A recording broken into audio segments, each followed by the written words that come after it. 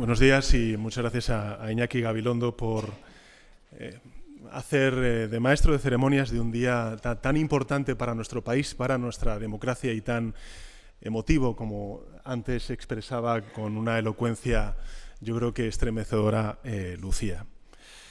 Queridas vicepresidentas, ministros, ministras, autoridades, familiares, descendientes, amigos de las personas a las que rendimos tributo y homenaje. Hoy, lo ha dicho antes Iñaki Gabilondo, también lo ha dicho el ministro Ángel Víctor Torres, es un día para recordar. Y quiero, por tanto, que también mis primeras palabras sean para recordar el dolor de todas las víctimas de esta terrible dana que hace algo más de un mes asoló la península ibérica y, con particular incidencia, la Comunitat Valenciana. Una catástrofe natural que sacudió nuestro país y que nos hizo posponer la celebración de este acto. Y, por tanto, vayan por delante también mi afecto y mis desvelos, que están evidentemente con ellos y con ellas, al igual que lo está y va a estar la acción del Gobierno de España. El tiempo que haga falta, con los recursos que sean necesarios, hasta que todos los municipios afectados recuperen plenamente la normalidad. Señoras y señores, suele decirse que la historia la escriben los vencedores. Y a esa labor, la de escribir la historia a su antojo, se entregó a fondo, muy a fondo, el régimen nacido del golpe de Estado de julio de 1936. La dictadura levantó grandes mausoleos para honrar su triunfo, también para humillar a los derrotados, en muchos casos con mano de obra esclava. Renombró calles, plazas de toda España para perpetuar la memoria de los vencedores. También prohibió libros, obras de teatro, películas y adoctrinó a generaciones enteras de españoles y españolas para defender lo indefendible. Y es que aquel golpe de Estado, aquella terrible guerra, aquella terrible dictadura, era no solamente un acto lícito, sino una especie de mal necesario. Pero sobre todo el franquismo se afanó en borrar el recuerdo de esa España que reclamaba para sí el progreso, la democracia, la libertad que veía en otros muchos países de Europa. Una España que fue condenada, como se ha dicho aquí, al exilio, a la muerte civil en vida y, en cierto modo, al olvido durante muchos años.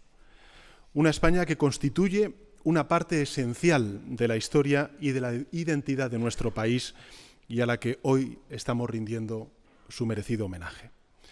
Y lo hacemos, como decía antes Ángel Víctor Torres, el ministro de Memoria Democrática, no para cavar trincheras, sino para tender puentes. No para separarnos, como dicen algunos interesadamente, sino para unirnos como españoles y españolas, todos y todas, en una memoria democrática que es objetiva y común.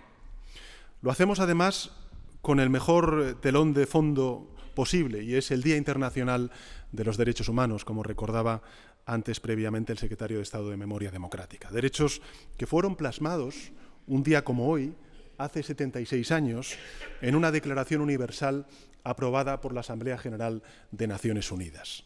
Asamblea, recordemos entonces, de la que aún no formaba parte España, nuestro país, excluido por el vínculo de aquella dictadura con los regímenes totalitarios causantes de la Segunda Guerra Mundial. Evidentemente, eso ya no ocurre. Ahora España es no solamente una firme valedora de esos derechos humanos, sino que además los defendemos tanto dentro como fuera de nuestras fronteras. Antes se ha dicho, y como todos sabemos, en 2025, el próximo año, se van a cumplir 50 años de la muerte del dictador Francisco Franco y del inicio de la transición española. Ese largo proceso hecho de esfuerzos, de desvelos, de esperanzas, que transformó nuestro país a una velocidad y a una escala igualada por muy pocos países del mundo. En solo 5 décadas, España ha pasado de ser una dictadura pobre, aislada, a ser una de las democracias más plenas del mundo. Una economía moderna, abierta, también sostenible, una sociedad tolerante, inclusiva, una potencia internacional comprometida con el multilateralismo, con el europeísmo y también con la paz. Esa profunda transformación creo que es muy importante reivindicarlo hoy y recordarlo a las generaciones futuras, no ocurrió por casualidad. Es el fruto del talento, del valor, de la generosidad, del sacrificio de muchas personas a las que hoy recordamos, como por ejemplo la escritora María Zambrano, autora de una obra que me gustaría hoy evocar, que es La tumba de Antígona. En esta figura, como estoy convencido muchos y muchas sabéis, de la mitología griega, María Zambrano pues encontraba una alegoría del exilio que ella misma también sufría, pero también una reivindicación de la necesidad de honrar a los muertos. En el mito, Antígona es condenada, como sabéis, por negarse a cumplir una ley que ella considera injusta, según la cual debía dejar sin sepultura el cuerpo de su hermano. Antígona, evidentemente, desobedece y lo hace por justicia y por dignidad, pero sobre todo también por humanidad. Y eso es, creo que, uno de los principales y primeros cometidos de una ley democrática, de memoria democrática, que yo agradezco y mucho que Lucía, pues evidentemente, me lo agradezca a mí en primera persona, pero que yo también quisiera hacer extensiva, en primer lugar, a todas las asociaciones y entidades memorialistas, también a los agentes sociales, singularmente a los sindicatos y, por supuesto, a las fuerzas políticas de todo el arco parlamentario que, con sus votos, han propiciado lo que yo creo que es una ley de memoria democrática que hace a nuestro país y a nuestra democracia mejor. Así que muchas gracias también a todos y a todas vosotros y vosotras.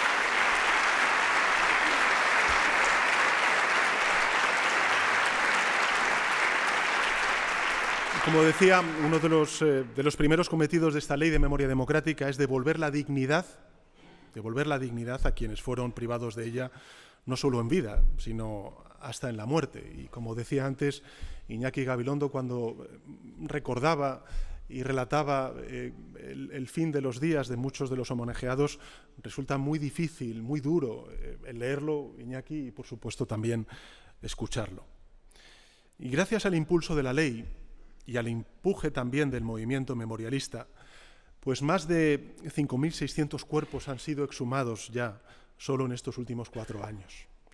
Y hemos conseguido tramitar 637 declaraciones de reconocimiento y también de reparación personal y resignificar o recuperar 15 lugares de memoria, como por ejemplo el Valle de Cuelgamuros. Y gracias a la ley avanza con paso firme el proceso de disolución de la Fundación Francisco Franco.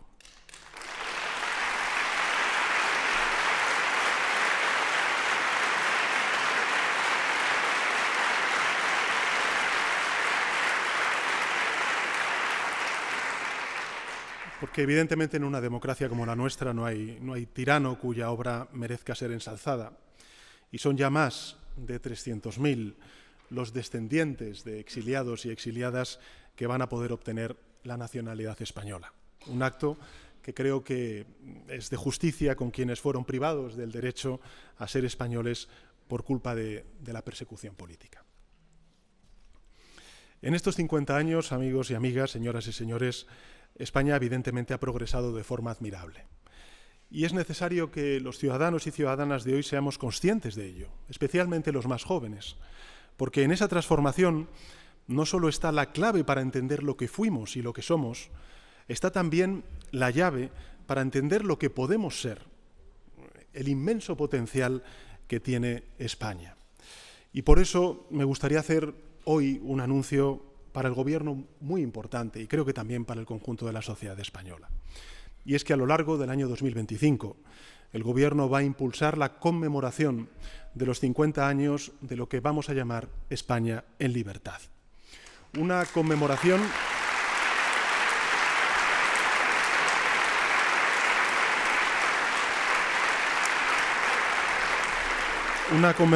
con un único objetivo, y es poner en valor la gran transformación en este medio siglo de democracia logrado y homenajear a todas las personas y a todos los colectivos que la hicieron posible. Esta conmemoración se va a traducir en más de un centenar de actividades culturales, de eventos de diversa índole que van a inundar nuestras calles, escuelas, universidades, museos, a partir del 8 de enero del año 2025. Para articular esta conmemoración el Gobierno de España va a crear un comisionado especial, va a nombrar un comité científico formado por expertos y expertas de reconocido prestigio y va a colaborar con todas las administraciones públicas en la ejecución de un extenso programa de actividades. Vamos a dar a lo largo de comienzos del próximo año, en un acto específico para el arranque de estas celebraciones, los detalles de esta conmemoración de 50 años desde la muerte del dictador. Casi medio siglo nos separa de su muerte, pero las consecuencias de aquella herida evidentemente son tangibles a día de hoy y exigen lo que hemos venido siempre reivindicando. Exigen verdad, reparación y justicia, como las que reciben las 21 víctimas del golpe de Estado de 1936, de la guerra, de la violencia política, de la dictadura franquista, a las que hoy estamos rindiendo homenaje. Si hoy estamos aquí, es porque al final triunfaron la libertad y la democracia. Pero esa victoria, todos lo sabemos muy bien, nunca es definitiva. Hoy, antes lo ha dicho Ángel Víctor, discursos de reivindicación de la dictadura profanan hasta el templo de la democracia, que es el Congreso de los Diputados y de las Diputadas. El peligro de la involución, por tanto, es real, existe, está ahí, crece allí donde se pervierte el sentido de una de las palabras más hermosas de la lengua española, la palabra concordia, porque no hay concordia cuando se equipara víctimas con verdugos. Tampoco hay concordia cuando se perpetúan mentiras históricas. Y no hay concordia cuando se pactan leyes con aquellos que son los enemigos de la libertad y de la igualdad. Por tanto, en un día como hoy, dedicado a los derechos humanos, quiero recordar la clara advertencia del relator de Naciones Unidas sobre las leyes de falsa concordia impulsadas por determinados gobiernos autonómicos.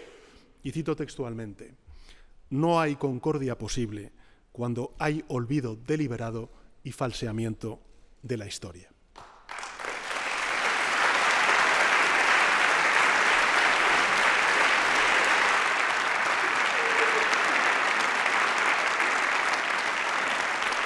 Como el Gobierno ya ha dicho en muchas otras ocasiones, evidentemente vamos a velar para que ninguna ley de falsa concordia desvirtúe el deber de verdad, de justicia, de reparación y garantías de no repetición que ensalzan la ley de memoria democrática. Concluyo haciendo una reflexión a la cual también se ha sumado previamente tanto Iñaki Gabilondo como Lucía y como también el ministro. Y es que por razones biológicas y de tiempo cada vez somos más los que nacimos con la dictadura ya agonizante, cada vez somos más los que solo han conocido en España en libertad. Y muchos españoles nacidos en esta década ya no tendrán abuelos y abuelas que recuerden el privilegio de vivir en democracia. Por todos ellos y todas ellas estamos llamados no solo a recordar, sino a preservar ese tesoro único llamado democracia, para que cuando falten los mayores, cuando ya nadie pueda contar aquella historia, pues no se pierda el caudal de memoria.